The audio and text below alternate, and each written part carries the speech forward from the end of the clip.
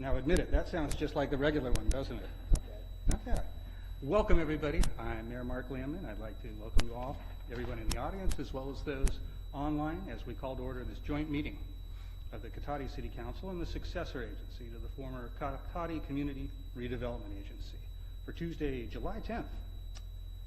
And I'm going to begin by introducing council with me, as well as our city staff. I'm joined on the dais by Vice Mayor John DeLasso, and on my other side by council members Wendy Stillman and John Moore, as well as our city staff, City Manager Damian Obid, City Attorney Robin Donnie, our Police Chief Michael Parrish, our Administrative Services Director Norm Veloso, hello, and our Community Development Director Vicki Parker, and of course our Deputy City Clerk over here on the other side, Lauren Burgess. And I'm going to start the meeting by asking our Deputy City Clerk if she could give us a roll call, please. Councilmember Skillman? Here. Councilmember Moore? Here. Mayor Landman? Here. Vice Mayor Delosa? Here. And I will show Councilmember Harvey's absent. Very good, thank you. And with that, I'm going to ask you all to join me in the Pledge of Allegiance. I pledge allegiance to the flag of the United States of America and to the republic for which it stands, one nation, under God, indivisible, with liberty and justice for all. Thank you. This brings us to agenda item 4, which is approval of minutes. A notice of waiving of reading of all resolutions and ordinance introduced and or adopted under this agenda. This is an action item. Do I have any comment on this for a start? No? Seeing none, then I'm going to ask the council, is there any objection to passing as written? Nope. Nope. Seeing none, we'll show that carries almost unanimously. And this takes us next to item 5, which is announcements. And I'm going to begin with the meeting orientation for new attendees and new viewers. In conformance with the Brown Act and the adopted City Council rules, the meeting agenda includes items labeled as action items, where the City Council will consider the item and citizens are afforded the opportunity to provide comments relevant to the item being discussed. The meeting agenda also includes a citizens' business item, which is the designated place on the agenda where citizens have the right to say whatever they wish. The City Council may or may not choose to respond to comments as the government code allows. However, if the City Council declines to respond, it should not be perceived as giving credence to or agreeing with any statements that the City Council or its members believe are incorrect, misinformed, or purposefully biased. Next, the City of Cotati has special open office hours on Monday evenings from 5 p.m. to 7 p.m. by appointment in the Community Development Department at City Hall as part of our Cotati Open for Business program. This program provides personalized assistance and information to developers, current Cotati business owners, and those interested in starting new businesses in the city. Next, the Rohnert Park Cotati Regional Library does host events for all ages, including art exhibits, book clubs, and children's programs. All events are free and open to the public. And for more information, you can call the library at 584-9121 or visit them at sonomalibrary.org. Next, the Cotati Historical Society Museum is open regularly the second Tuesday of each month from 5 to 7 p.m. and Saturdays from 1 to 4 p.m. and by appointment. And amazingly enough, they are open right now if anybody wants to come down and see. For more information, you can call them at 707-794-0305. Citizens interested in receiving City of Cotati community alerts via text or email are encouraged to sign up at nixle.com, that is Nixle.com. And we want to invite everyone to come to La Plaza Park on August 7th for our next National Night Out. This is our annual free dinner with a movie for our citizens and their families. Your police officers will be flipping burgers and will also at the same time be attempting to keep peace inside the inflatable bounce house, I understand. You'll be double tasking. I like that. It's a great chance, seriously, to meet some new neighbors, meet your police officers, and have a great community event. So we'll ask everyone to mark this on your calendar and come on down and enjoy yourselves. And of course, speaking of recreation, the city offers a variety of recreation programs for all ages. And you can find details on that on the web at cotaticity.org. And lastly, I would be very remiss in announcements if I didn't mention this Saturday, it is the 26th annual Cotati Kids Day Parade and Festival. And this year's theme is Hometown Heroes. And we're going to be honoring those who helped the community. So there will be a free pancake breakfast at the Church of the Oaks between 7 to 10 a.m. The parade kicks off the festival at 10 a.m., and the festival will take place after that at La Plaza Park from 11 a.m. to 3 p.m. And I've heard that there might be free candy from some people being tossed along the route too. So everybody interested, come on out, get some and enjoy it. And this brings us to item 6, which is approval of the final agenda. This is an action item.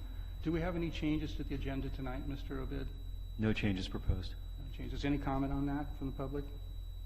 No, seeing none, we'll move forward to item 7, which is citizens' business and public comment for consent calendar items. Any member of the public wishing to speak to the council on any items listed on the consent calendar or any matters not listed on the agenda that are within the subject matter jurisdiction of the council may do so at this time. Pursuant to the Brown Act, the council is not allowed to consider issues or take action on any item not listed on the agenda during this period. Pursuant to City Council Policy 2017-02, comments of any member of the public are normally restricted to a total of 3 minutes in length per person for matters not on the agenda, and a total of 3 minutes per person in length for any and all items on the consent calendar. The mayor, of course, may extend the time limit for a reasonable time where a disability accommodation has been requested. So I have no cards tonight. I'm going to open it, and Ms. Alderman, welcome.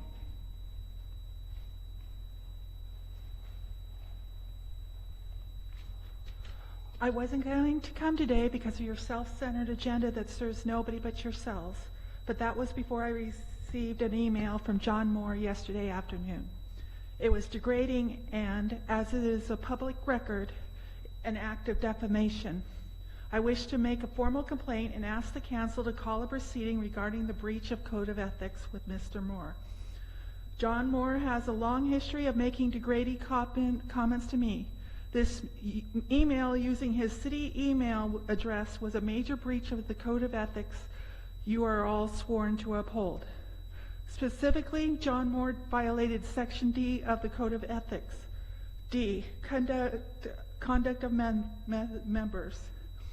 Council members shall refrain from abusive conduct and verbal and written attacks upon the character or motives of other members of the City Council, boards, commissions, committees, staff, or the public.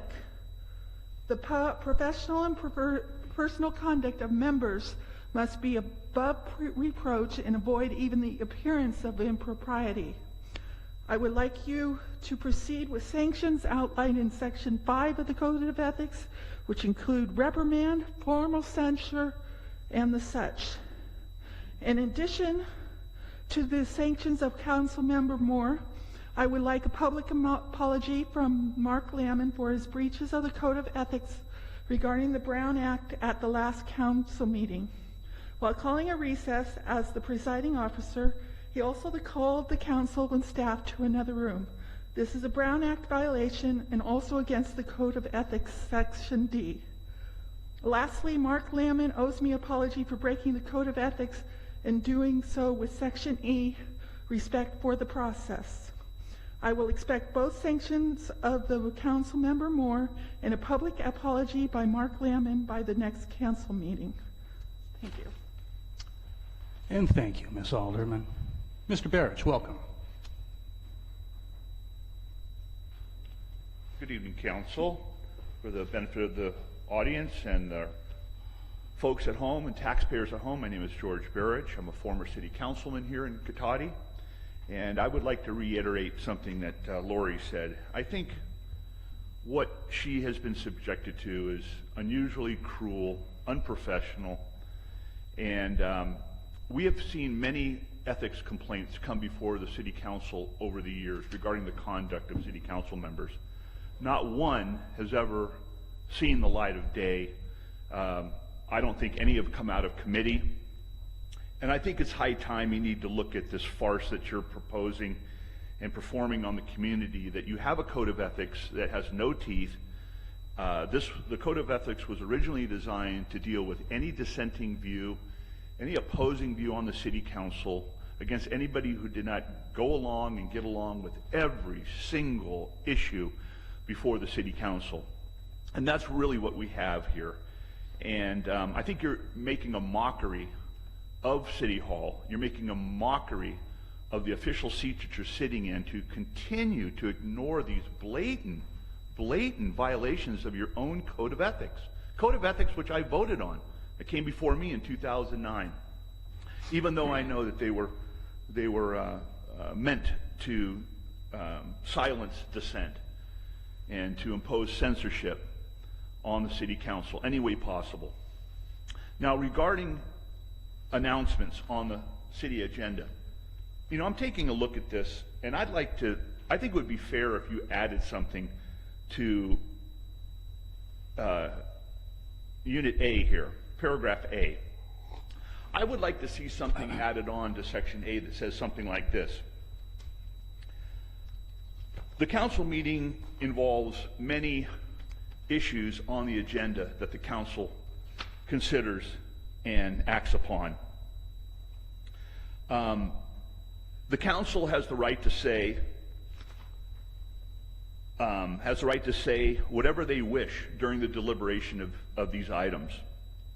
The citizens may or may not choose to get up and speak on, against, or with the council on any of these items, as the government code allows. However, if the citizens decline to get up and speak, it should not be perceived as giving credence or agreeing with any of the statements by the city council or city staff.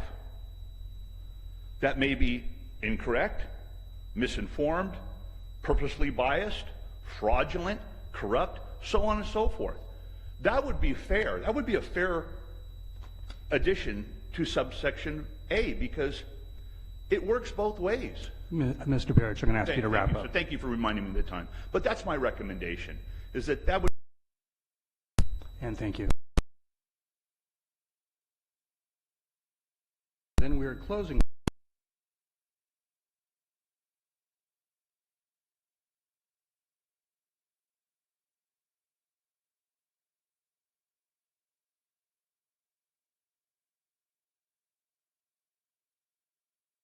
Aye. Anyone opposed? Nope, that carries 4-0 and with one. Let's see here.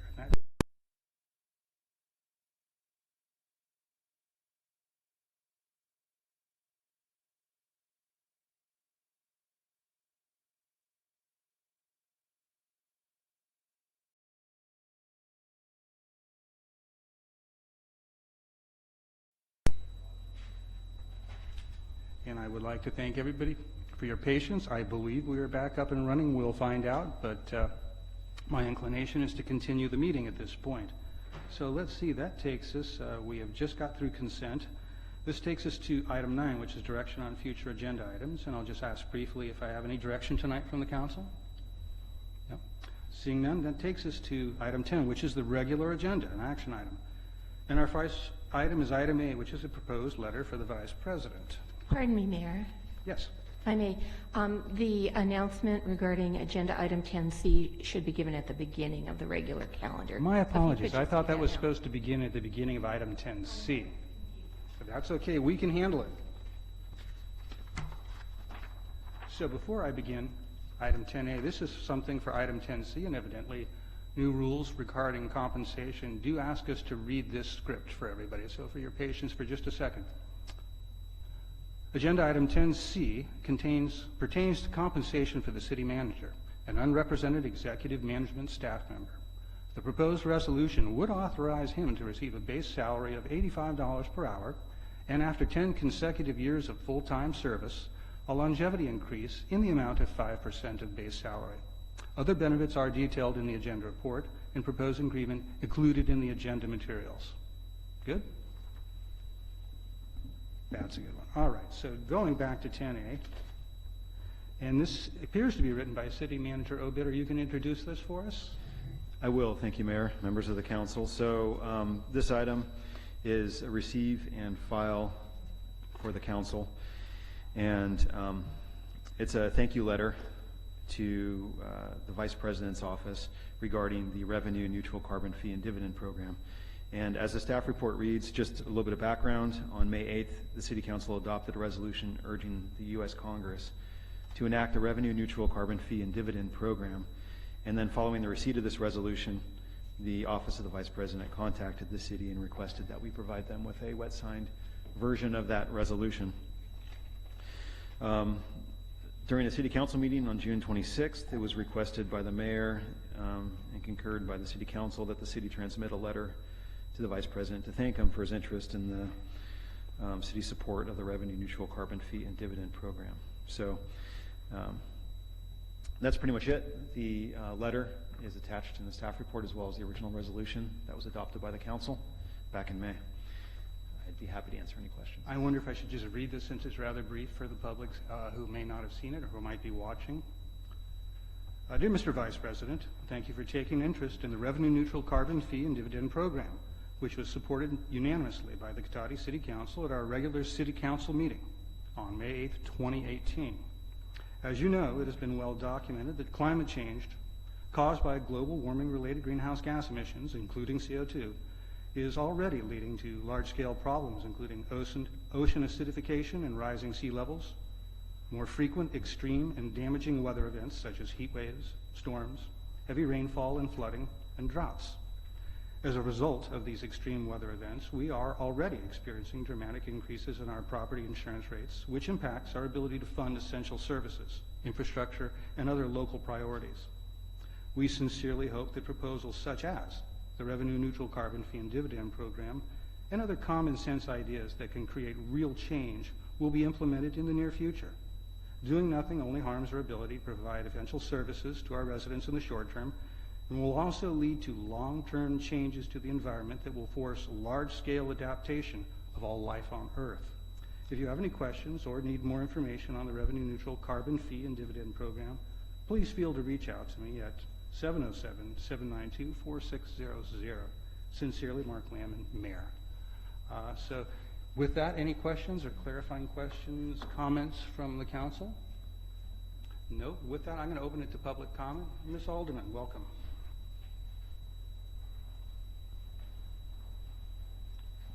While I have no objection to clean energy or this, I do have an objection to this letter being sent. It's an unsolicited letter. It personally benefits, and I'm not talking legally or financially, but it benefits Mark Lamon as he's a consultant at Lean Energy USA, and he's a director at Sonoma Clean Power. It's a way to influence and a way to control what is happening. We had plenty of other things that could have been on. Do I have to do the facial muscle things again? We had plenty of things that you could have put on this agenda, but you decide to do things that self-serve you. Thank you. And thank you, Ms. Alderman. Yes, please. Come on over. If you'd like to, please introduce yourself to everybody again, just for the record. Yeah, this is Linda Paget. I live here in Cotati, and I just want to express my appreciation for the effort it took to write that letter and how thoughtfully it's written and how important it is from my perspective to add all of our voices to this effort because it's so important. Thank you. Thank you. Anybody else? Mr. Barrich.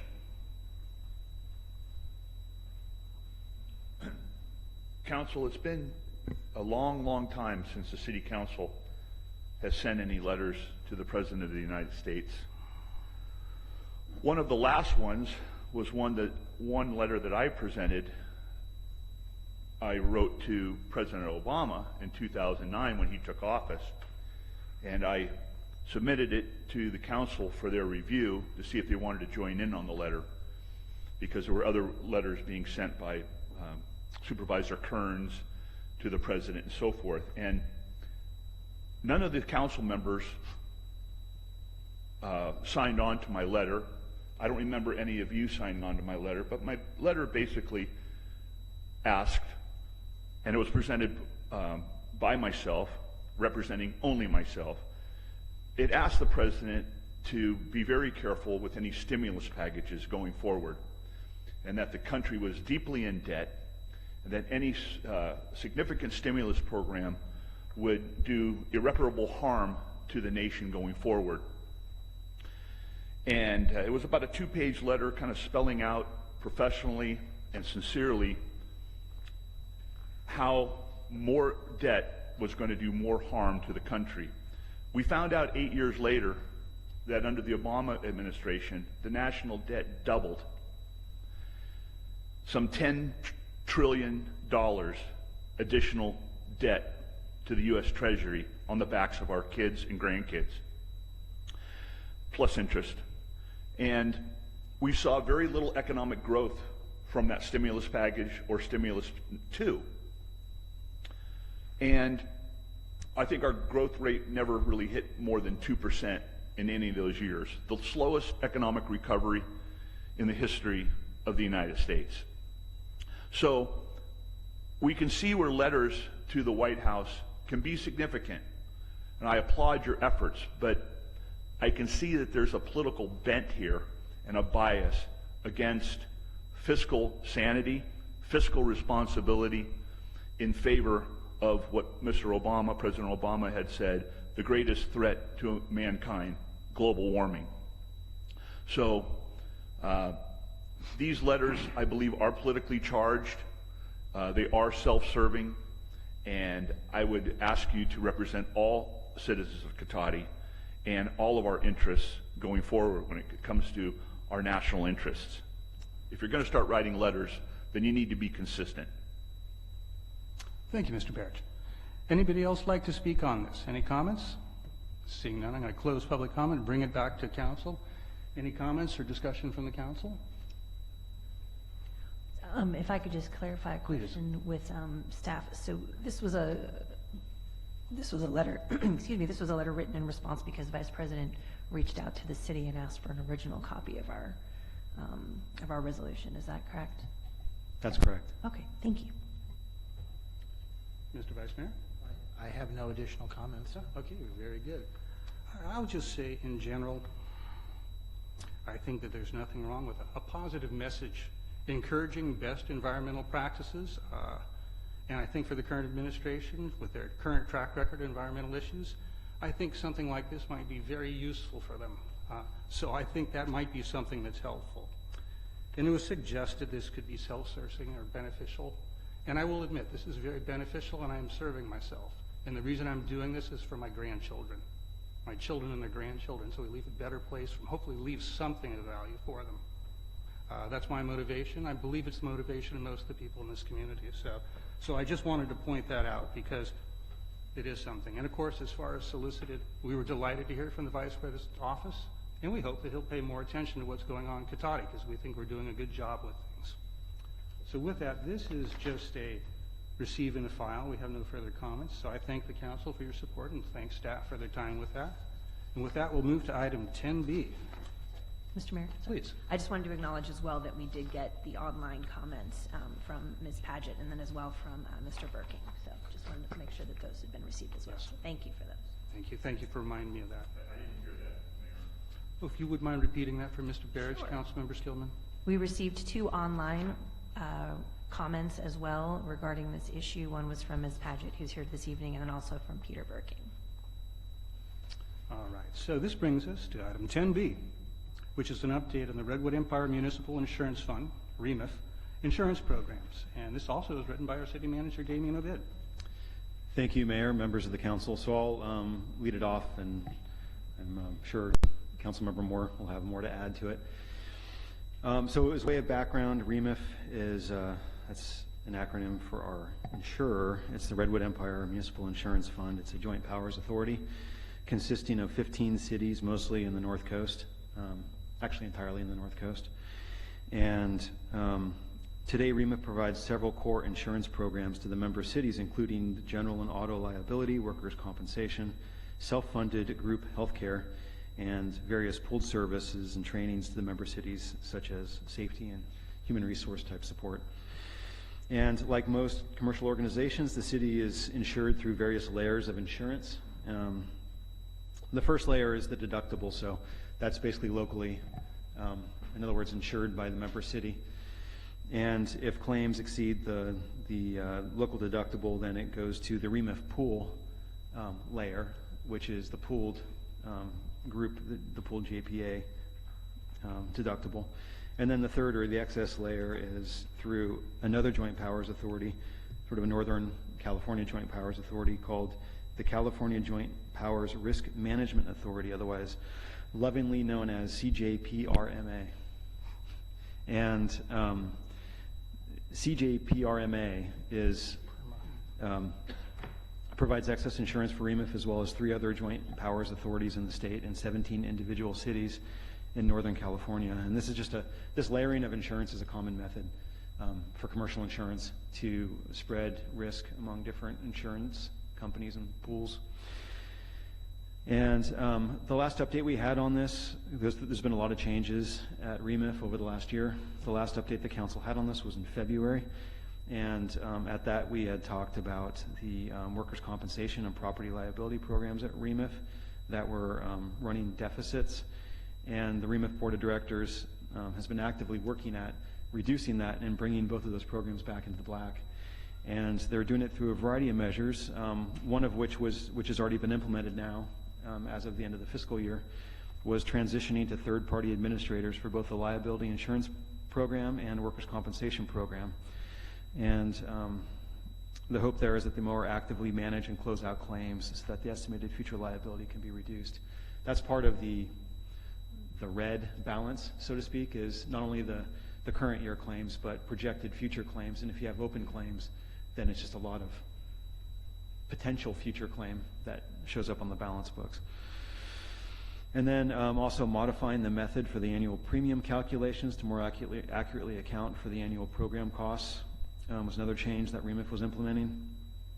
And then finally, the board each year, at least in the last couple years, was temporarily applying annual surcharges on top of the calculated premiums for both the liability programs and the workers' comp programs. So they're over-contributing for each one of those programs to accelerate its getting back into the black and getting a positive balance in both those programs. And so while the REMIF board was actively working on getting the balance sheet corrected,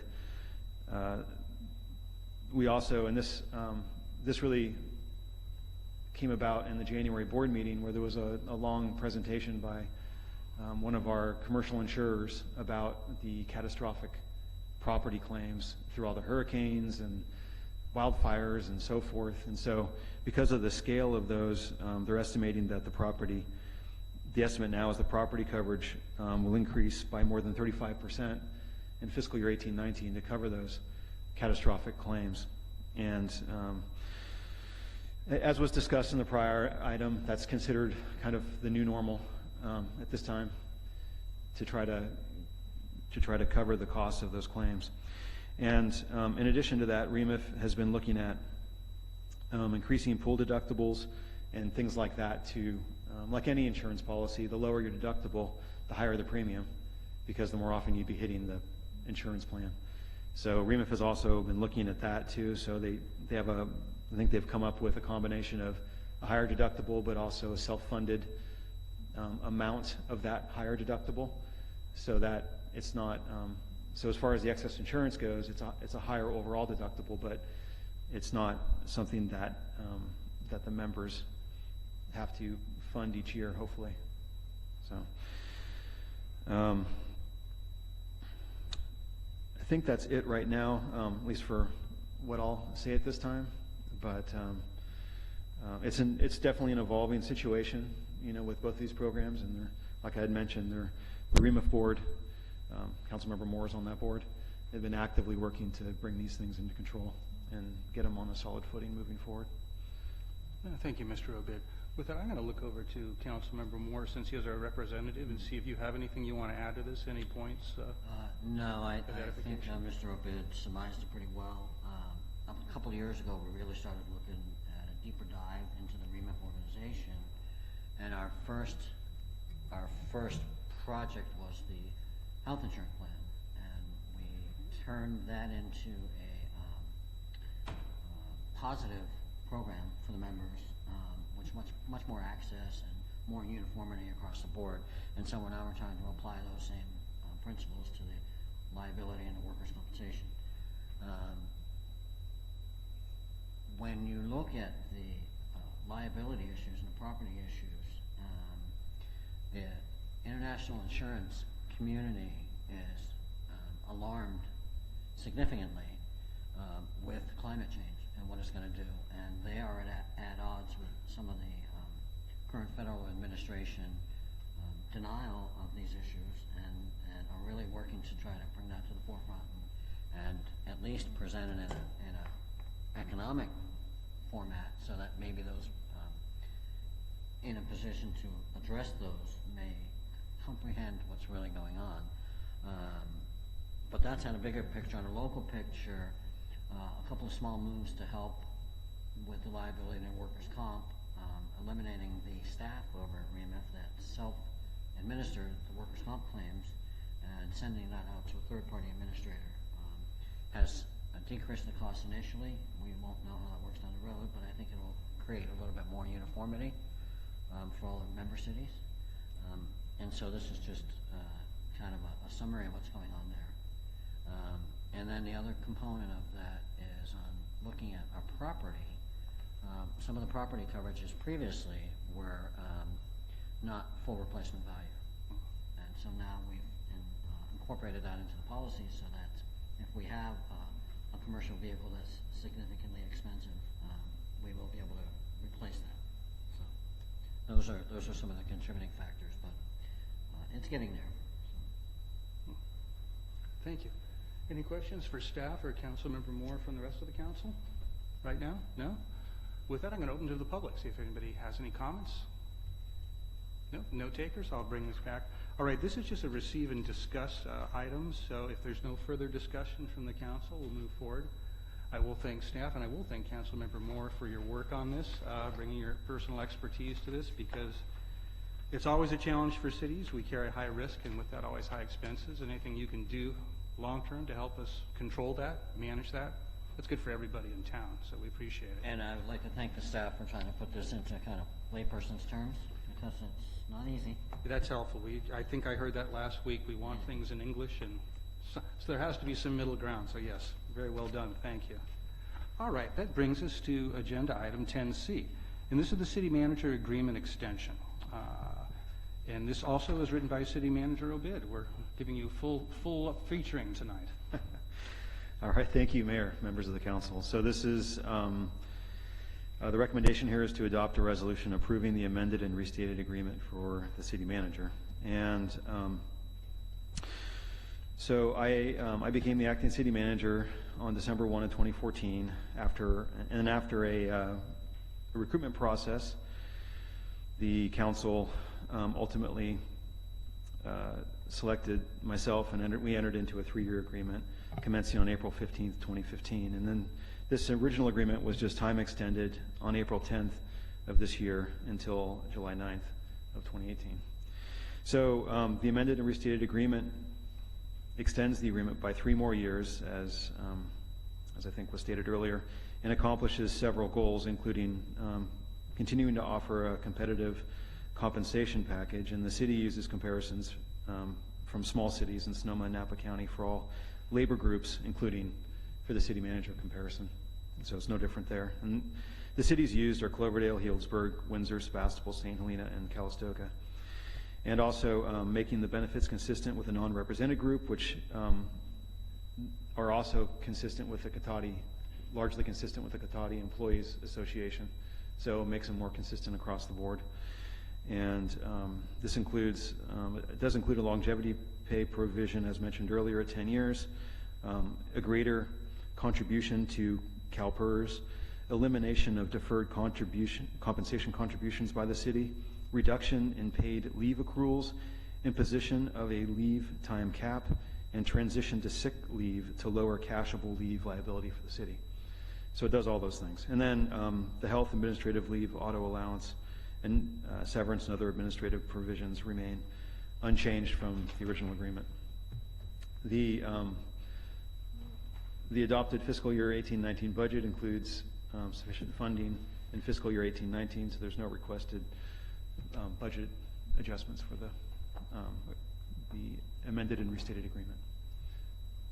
So with that, And I see you're not a CEQA problem either, so we're glad to see that. I am not a project. Yes, that's a good thing. Except- So we're going to bring that back. Do we have any questions from staff? Any clarifying things from the council at this point?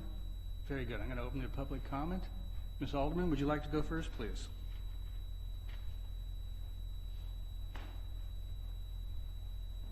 I would like to point out that this is, yes, it's a 3-year contract, but he is at will.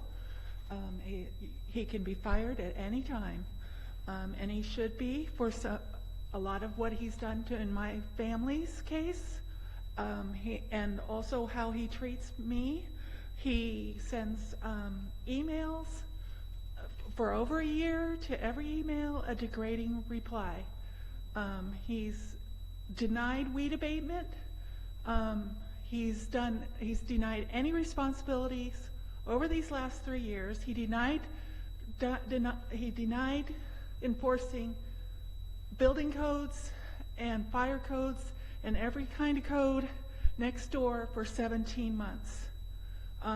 He allowed under his temporary occupancy permit that it was not a legal document. There is no such thing. He allowed for the temporary power pool to be used illegally as for residential use rather than construction. There are so many things he is allowed to do illegally, and you guys have just wrote him up, gave him raises, and I'm tired of it. For one, he doesn't meet the qualifications of a good city manager. He's not done his job. He's not treated everybody fairly, and he's hurt and harmed many people. And he shouldn't be going on with this farce of he's such a great city manager, because he's not. I'm not the only one he's harmed.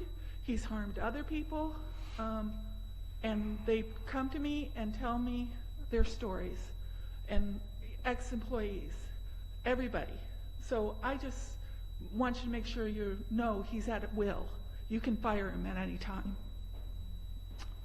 Thank you, Ms. Alderman. Mr. Barrett, would you like to speak? Please approach. Well, Ms. Alderman is totally correct in her assessment.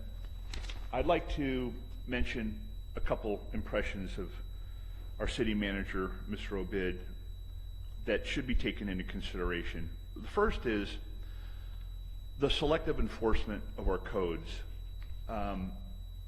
I explained to the council that during the ballot measure campaign season of Measure U,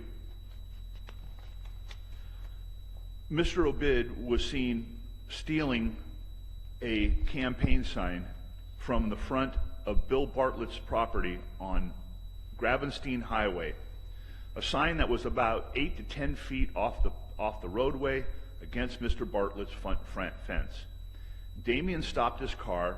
He ran out, grabbed the sign, got in his car, sped away before Mr. Bartlett could get his hands on him. There are other examples like this kind of cronyism, this kind of selective enforcement. Even when the issue of the electric charging stations out in front of City Hall came up, Mr. Obid had the opportunity to clarify the situation before the council. Mr. Moore was completely confused as to whether or not the electric stations were free or we were charging the public for the electricity that they were using. Mr. Moore went on the record saying, Mr. Barrett, you're wrong. Indeed, the citizens are paying for that electricity, and Mr. Obid sat here and did not want to correct Mr. Moore. It's just intellectual laziness. It's not adhering to his duty as a city manager. the examples go on and on. Mr. Moore claimed on the public record, accused me of being a criminal. So we tried to open up negotiations with the city manager's office, and we filed a claim, hoping to get some communication. As you remember, one of my claims in the past, I was willing to settle for $1 and an apology. We couldn't do that. So the city ended up spending over $100,000 in attorney's fees and settling with me out of court for $50,000. In this case, we've submitted a claim. We can't get Mr. Obid to answer the telephone or return the call. That doesn't look good for you. These are very simple issues that can be rectified. But I'm not sure whether you're directing Mr. Obid in his conduct or whether he's acting as a rogue city manager and not willing to communicate with people who have filed honest claims against the city. So I'm not happy about his performance here. I think he's done the city of Cotati huge injustice. And thank you, Mr. Barrett. All right, before I close public comment, I have one other person in the audience, so I'm going to look and see if anybody else wants to talk. No? Seeing none, then we're going to close public comment and bring it back to the council. All right, so any further discussion, questions? Oh, no, I was just saying he's outside. Oh, Sure, I have comments. Mr. Vice Mayor, please. Thank you. When we went to fill the current position that Mr. Obid is in right now, I led the search for that city manager replacement, and I can't remember the exact number because it's been several years, but there was 25 or 30 candidates that came in from across the country. They weren't just Bay Area local, they were from across the country, literally. And in working with the contractor who does this kind of work all the time, filling these positions for different municipalities, cities, counties, etc., they whittled that down to a smaller group. We further refined and honed it down to yet a smaller group. I want to say maybe 5 or 6 individuals, of which Mr. Obid was one of those. And then we did a pretty exhaustive day of grilling and questioning from all of those candidates. In one room we had staff talking to candidates. In another room we had council members talking to candidates. And I will say that just as an unbiased opinion, this would be a really uphill battle for Mr. Obid to get this position. There were some really qualified people who had been city managers for a number of years. When all was said and done at the end of that day, and looking back at all of my notes, conferring with council, eventually conferring with staff, Damien clearly stood out above everybody that we did interviews of, and I was very pleased with that. I'm not going to say that I was surprised, but I just thought going in, Damien, was, if you will, greener at the position than other people who had been in it for a number of years. So I want to say that we made the right decision, and we selected the best individual that was given to us out of, like I said, over 30 from across the nation. So there may be things, nobody's perfect in this world. I'm far, far from it. But I will say that we definitely made the right choice, and I still stand by that choice. Thank you, Mr. Mayor. You're out of order, Mr. Barrett, please. This is system. Mr. Barrett, this is not, he's not, Mr. Barrett, you're not. Thank you I appreciate that very much. Thank you.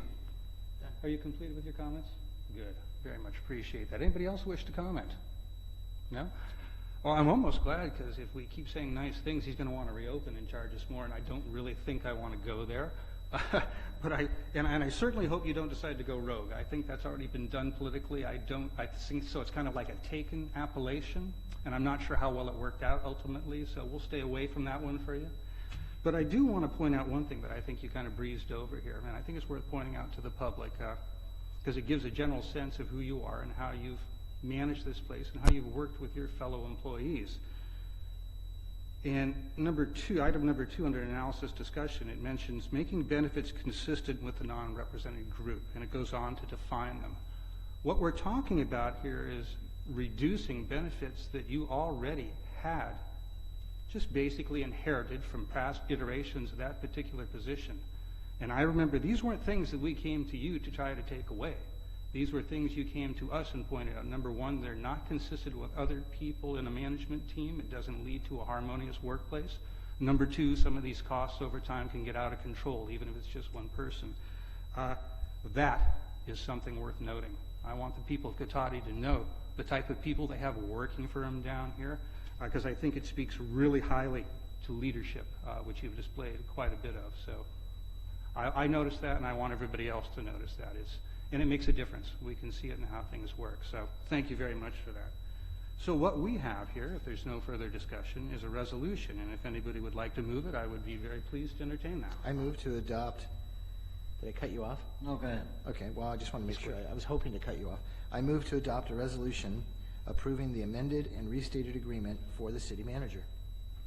I'll second that. So we have a motion from the Vice Mayor, a second from Councilmember Moore. All in favor, please signify by saying aye. Aye. Aye. All right. Any opposition? Seeing none, that carries 4 with 1 absence.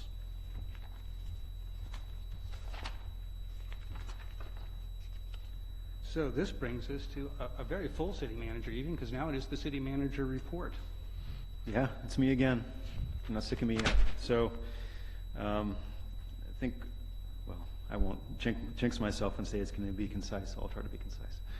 So, I did want to announce that, as you know, we've been working through the dispatch consolidation with SSU, taking over SSU's police dispatch service as the public safety answering point. And I'm happy to announce, and I'm sure the chief is very happy, that we're now taking 911 calls from Sonoma State University 24/7. So it's been going on for the last week or so. We were doing several tests and we're done, and we're moving forward now, so that's great. On a variety of recreation news, the mayor already announced earlier that we are having our 26th annual Kids Day Parade and Festival this Saturday. I will say that our grand marshals for the hometown heroes will be our own police chief, Michael Parrish, and Rancho Adobe Fire District and Petaluma Fire District Chief Leonard Thompson will be the grand marshals for that parade. And La Plaza Park, like always, will be full of fun activities for children and families. And some highlights include bounce houses, pony rides, a petting zoo, face painting, and a rock wall, a climbing wall, which is always fun for the kids. And then live entertainment from local children and groups, relay races, dance contests, which I will not be taking part in. And our 2 favorite events, the pie eating contest, which I did last year and almost choked to death, and baby race. So it's a pie eating contest and a baby race, the original Cotati Crawl. So the event's going to be super fun and free for all to attend. And then also on a different note, our next movie night will be on July 20th, and we're showing Lego Ninjago, and it starts 15 minutes after sunset in La Plaza Park, and it's free for anyone that wants to attend. We're currently in our 6th week of summer camp and have been almost sold out every week so far. So it's been huge.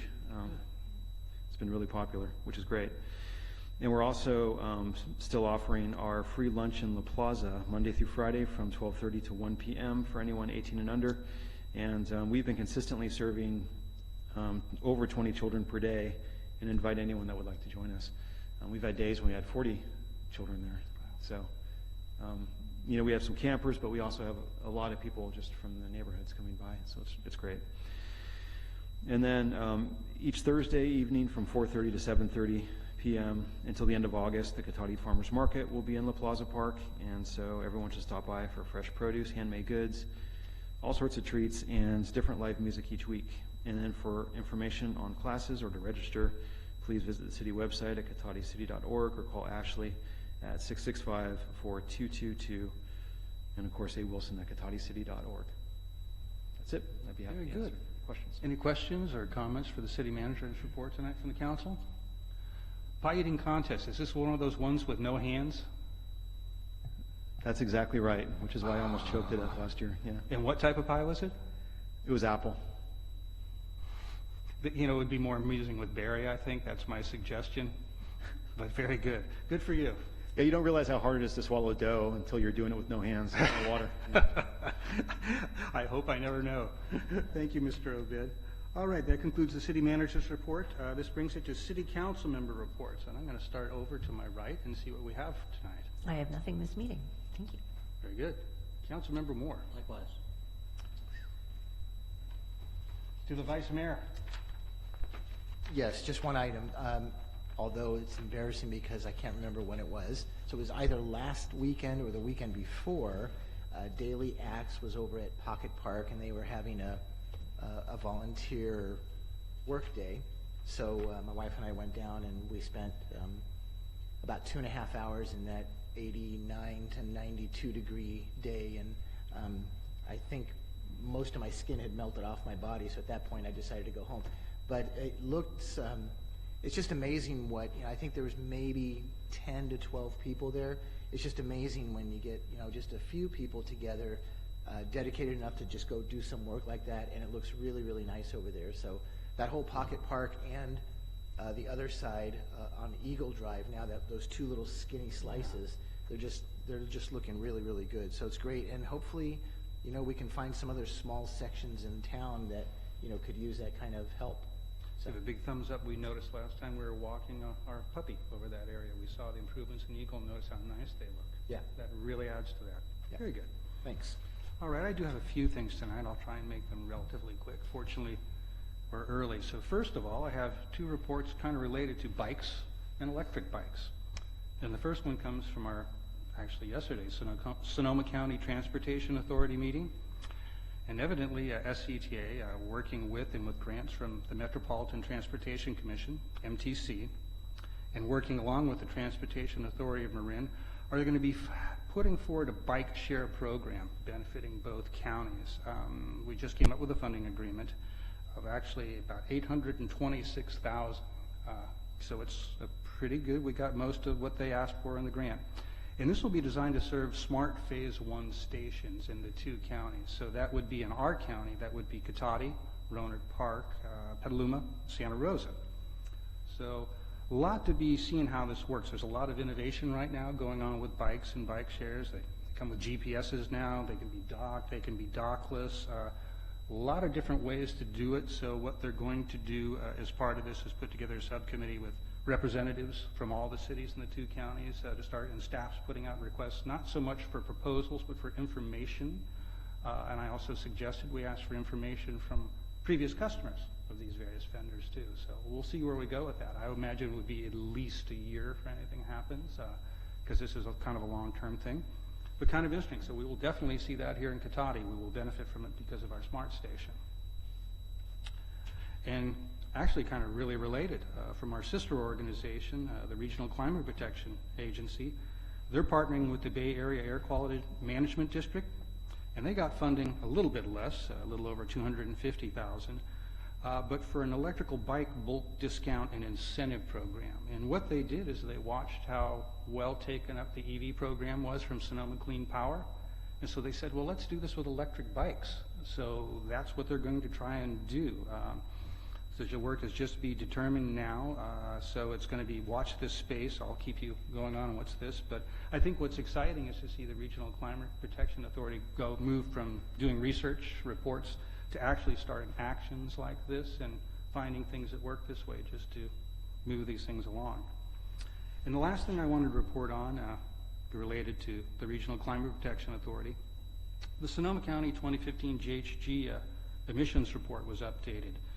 And I just wanted to share that with you. Let's see. So there's good news, bad news, and good news. So I'll sandwich the bad news in the middle and really simplify this. But the good news is that countywide emissions in 2015 remained 9% below 1990 levels, while the population has grown about 4%. And most importantly, GDP, gross domestic product, has increased 22%. So that's a really good thing. This kind of local trend of GDP and population growth being decoupled from emissions is very positive and kind of in line with the state. The bad news, though, is without increasing the speed in which we're able to find more efficiency and do that, especially with the growth we have, we're not going to get to that reduction goal of 25% below in 2 years by 2020. So that's kind of the negative with it. However, exactly, yeah, it was a high standard, and I don't know if they're going to make it, but it's action. And what I wanted to share, what I think is good news, so we looked at the various cities. Of the 9 cities in the unincorporated county, so 10 entities in this region that report, all but 7 of them had shown reductions actually in the last 5 years. And I just wanted to report Cotati, unsurprisingly, is right in the middle of the pack with reductions. I would say actually literally right in the middle in terms we have a few that reduced more and just about as many below us that didn't reduce as much. So I think considering particularly being a smaller community and stuff, that's impressive work. So hats off to STAT and hats off to the community for helping us get there.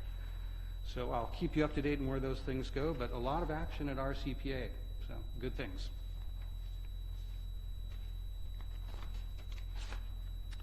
So I think that concludes City Council member reports and brings us to item 13, which is public comment on non-action agenda items. And I will open it up with Ms. Alderman.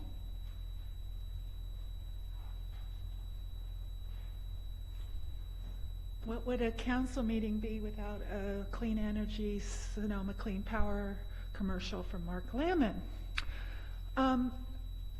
Electric bikes. How about everything around here is walkable Cotati and bicycles, and now you're talking electric bikes. And how about one service for seniors? How about having a bus route that goes out to the West Sierra mobile home parks? How about providing any kind of service that does anything for the disabled? You want to put a skate park next to a group home for the disabled, no problem. You totally ignore everybody else who's not this electric one. So you need to put some of these on the council agenda items.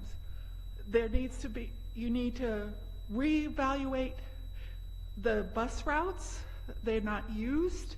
It takes an hour to get to Rona Park. You need a shuttle to take people to the train station, especially the disabled. I'm the only one on the west side of the freeway qualified to be on paratransit because I'm within 3/4 of a mile of a bus stop. You've taken out a lot of people in Cotati because of your lack of bus stops, too, because they're not within 3/4 of a mile. There's very few that use it. You need to find ways to connect people instead of relying on this electric bikes. Lastly, we're going back to weed abatement. You seem to have totally denied you denied 4 years ago your responsibility for fire ruins and writing and everything, and now you're doing it again. It's in the city code. It was enforced for decades.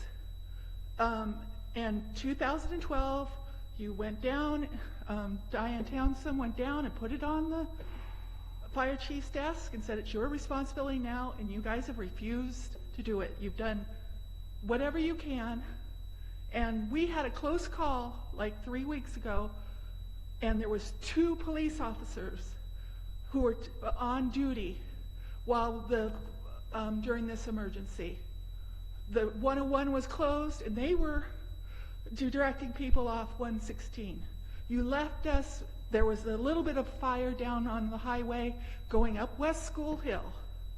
It could have been disastrous, and we would have had 2 cops for the whole city.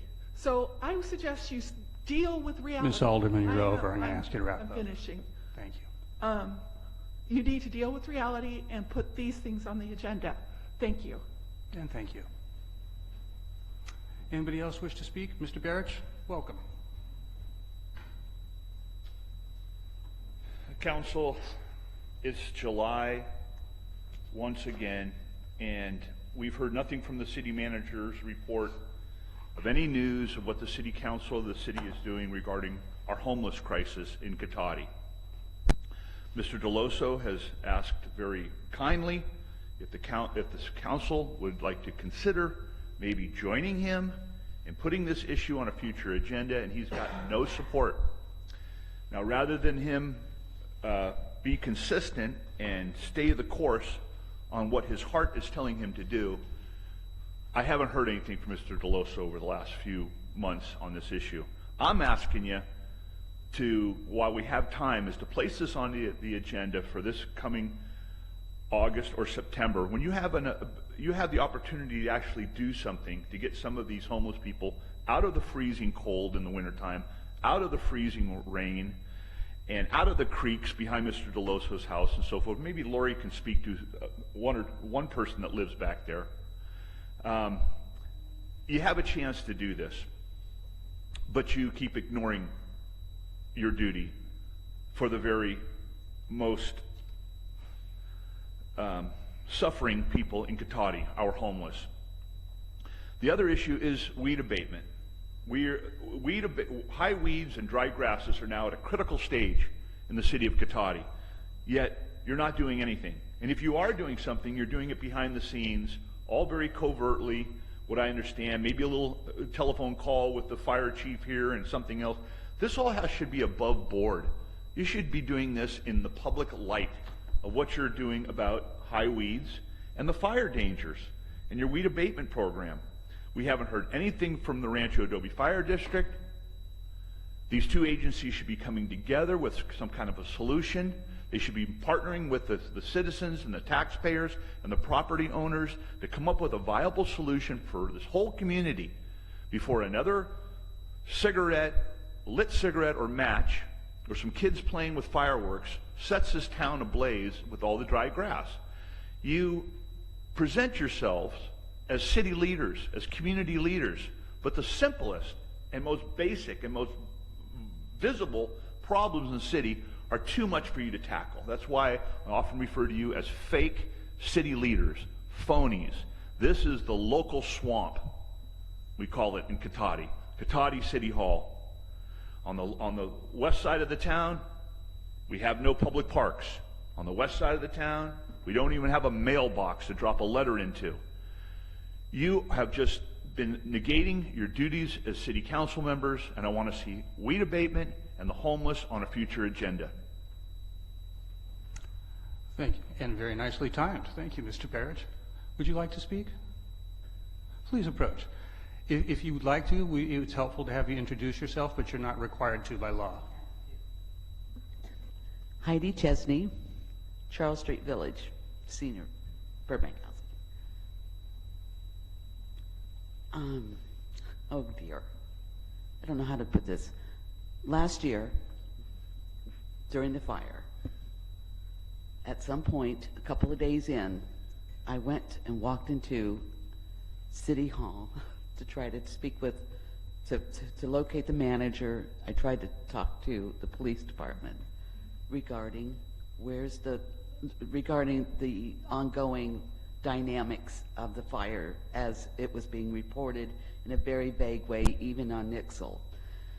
I had a few suggestions. I even asked the city police desk officer, do you have an active map, an interactive map, either electronically or old school on the wall with tacks, where's the fires happening now? She looked at me like I was some hayseed that just fell out of the truck. A few weeks ago, I came to a city hall during break, and I spoke with the city chief police officer and asked him basically the same question. And he too looked at me like I was some hayseed that fell off the truck. And I was startled because of the fact that during that whole event, disaster last year, in all of the council meetings, in all of the city hall meetings, in all of the concerned citizens, apart from the issues with PG&E, was the response. And just the local coordination on police, fire, I was stunned. I have some ideas that's old school and new tech, but it's basically inexpensive, and I would like for the city to consider that in placing these ideas that I have, and I can write them down and submit them at some point in the future in a coherent manner so that you can have a better idea of what I'm talking about. But to start thinking about this before this fall. I really liked to see that, and I know others would too. Thank you. Ms. Chesney, was it? Yes. Chesney, very good, thank you. All right, anybody else for public comment? No, we're going to close that. I'm going to ask the city manager if you could perhaps leave your contact information with the clerk. We can have our city manager talk to you. We can make sure we can get that. I do know in general, and I'm sorry you weren't able to get the service you wanted apparently. For whatever reason, that's not acceptable. But I can say that we were pretty involved.